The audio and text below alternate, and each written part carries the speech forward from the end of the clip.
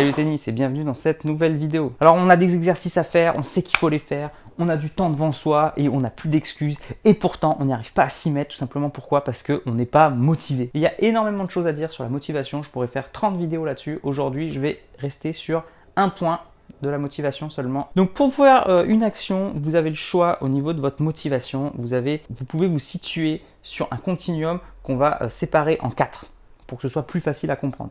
Mais en vrai, voilà, vous êtes sur un continuum, c'est à vous de vous situer. Donc premier endroit, c'est la motivation intrinsèque par le plaisir. Donc là, c'est la motivation la plus forte parce que ce que vous faites, vous vous imprégnez, vous êtes dans l'état de flow, vous êtes dans l'instant présent et vous adorez ce que vous faites.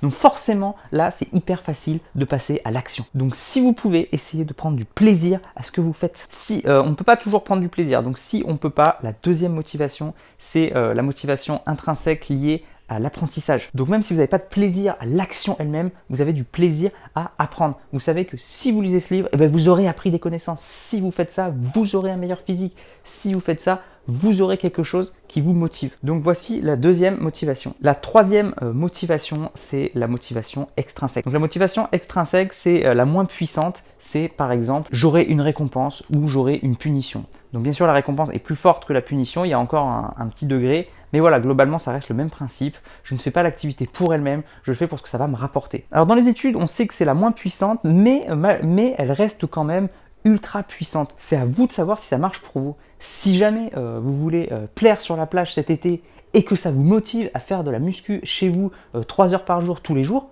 c'est super, continuez, tant mieux. Si vous détestez faire du physique, mais que vous savez que ça va vous faire progresser au niveau du tennis parce que vous avez un objectif clair dans votre tête qui est de performance, si ça marche, tant mieux, faites-le. Ne la sous-estimez pas, même si c'est la moins puissante. À vous de trouver les récompenses qui vont vous être utiles pour persévérer. Et la quatrième, c'est la motivation à tirer plus loin motivation, ce qui veut dire qu'on n'a aucune motivation, on ne sait même pas pourquoi on fait ça, ça n'a aucun sens. Donc à vous de vous situer sur les 4, à vous de donner du sens à ce que vous faites. Pourquoi est-ce que vous faites du sport? C'est la question la plus importante que vous devez vous poser si vous n'êtes pas motivé. Essayez de trouver du plaisir si vous pouvez.